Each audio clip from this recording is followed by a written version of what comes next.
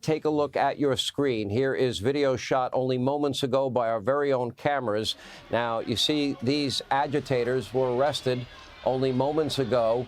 Again, we're told, Lexus just told us, there have been dozens of arrests tonight. And here with more reaction to what's going on in the situation in New York on the campus of Columbia University. What does it mean politically for Joe Biden, who has been virtually silent on most of this? Fox News contributor Charlie Hurt, former Arkansas Governor Mike Huckabee is with us. Governor, I start with you, and we can only pray that this all ends peacefully for people on, for everybody involved here.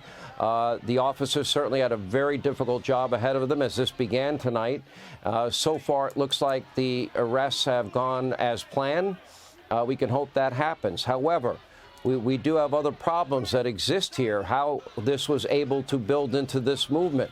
What does it say about, a mindset in this country that is literally supporting radical extremism abroad and even on college campuses? What does it say when a rabbi in Columbia University's campus has to tell Jewish students to stay home? It's not safe to be here.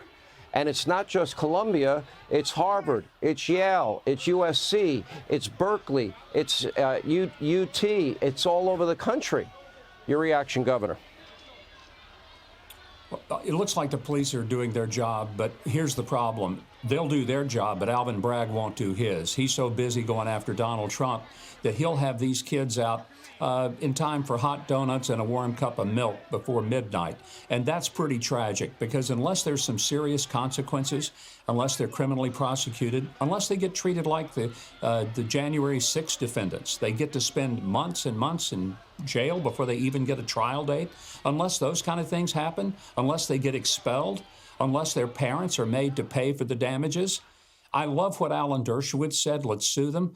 But here's another thing. If Donald Trump were president, you know what else would be happening? There would be federal civil rights charges being filed against these people, because he knows that the state's not going to do anything, not Kathy Hochul, certainly not Alvin Bragg, not Letitia James. They have their own agenda. But the federal government could be doing something and could be charging for the civil rights violation of Jewish students.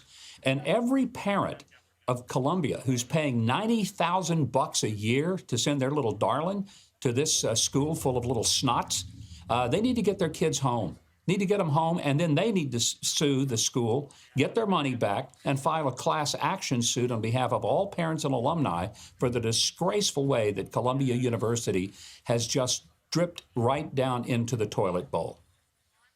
Yeah, you're raising a lot of good points. Charlie, let me go to you. And I brought this point up many, many times.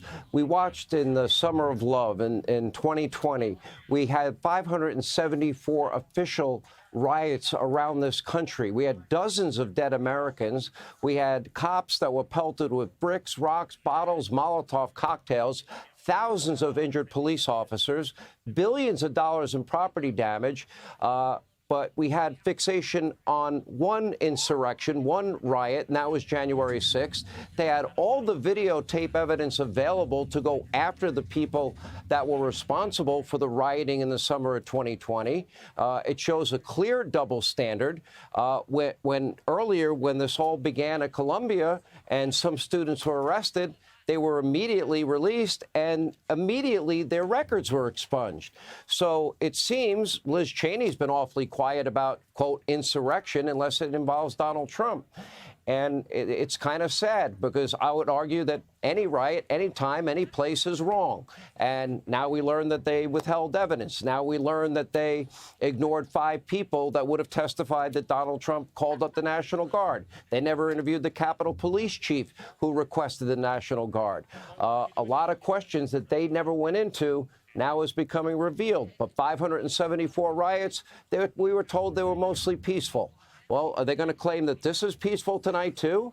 Are they going to say it's okay for students to take over an entire hall at a university the way they took it over violently last night? Well, let's be clear. If these were Trump supporters shutting down an American campus, or these were Republican voters who were behaving like this on an American campus, hectoring students for their religion, none of this would be happening. This would all be wiped clean immediately. The FBI would be on the scene. Everybody would be arrested and thrown under the jail.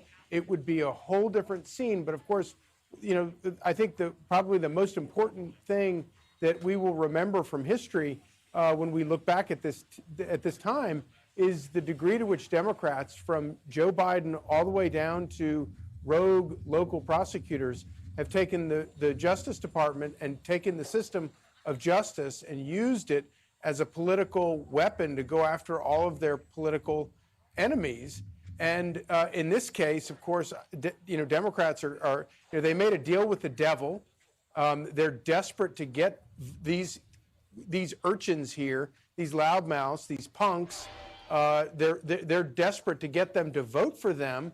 So they're in a real pickle, and they don't know what to do. Obviously, they should be charged to the fullest extent, just the way we all said should happen for January 6th. Anybody that was trespassing, charge them with trespassing. The problem is they went so far beyond that and charged them with all this other stuff for which there was no evidence whatsoever. And they've tortured.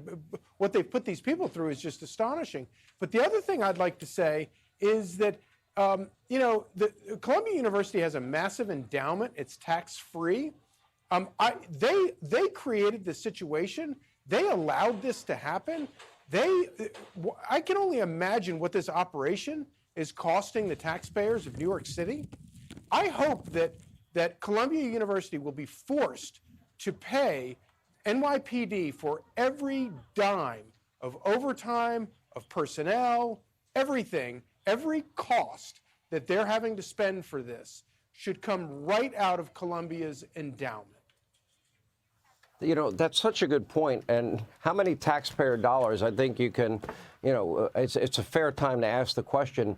These universities like Harvard, I think the last time I checked, Governor Huckabee had $37 billion in endowment money. Why are taxpayer dollars going to these institutions? And here's another sad part, and I don't want to really get too political tonight.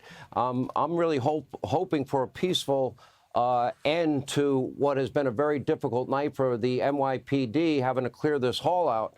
And that would be my first prayer for everybody.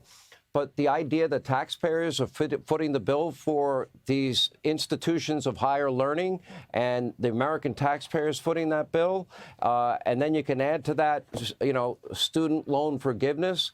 Well, why should plumbers, carpenters, electricians, and nurses and people that paid their own way through school be funding universities that actually foster an environment where extremism like this can exist? Well, I think Charlie's made a great point about the endowments, and I hope that the endowments have been drained to virtually nothing by the time the lawsuits are finished and people are suing these institutions for the manner in which they did not protect the students that were there for an education. I hope that also there would be a real understanding about the message these kids are talking about. They say, divest. We demand that you divest from any dealings with Israel. Okay, let's start right here. You wouldn't have a cell phone if not for the technology that was developed in Israel. So are all of those students, are they willing to give up their cell phones, seedless watermelons, tomato grapes, irrigation for agriculture, heart stents, and about 1,000 other things that were developed in Israel? Because if you really are serious about divesting, you're going to be living in virtually the land of the Flintstones when you could be living in the land of the Jetsons. And that's because these young kids don't have a clue what they're talking about when it comes to Israel, which is a very free, a very innovative, and an extraordinary nation that they ought to be saluting and thanking God for, rather than demanding that it be annihilated. Yeah, Charlie, as we watch this unfold, we still have no idea how many more students may be inside. We've seen dozens arrested so far, a very difficult police operation. Thankfully, so far, according to all reports we have, it has been a peaceful effort by the NYPD. They have successfully extracted the students that have taken over this hall. We hope it ends that way for the benefit of all sides, but it's still unknown, as this is an ongoing effort, what's actually going on inside there. Yeah, and you make a really good point about not wanting to make this political tonight. But of course, this is happening in an election year.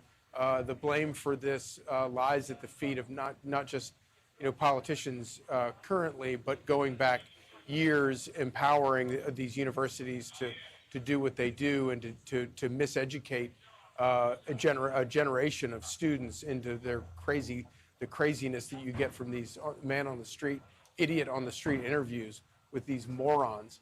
But the thing that we can't take away the fact that this is happening in an election year, and Joe Biden is to blame for it. And my favorite thing is the thing you just mentioned, which is, this is going on at a time when Joe Biden has violated the order of the Supreme Court, broken the law, violated the Constitution in order to do all this student loan forgiveness nonsense where, as you point out, plumbers and carpenters are having to pay for ridiculous college educations for students to hate Israel and hate Jews.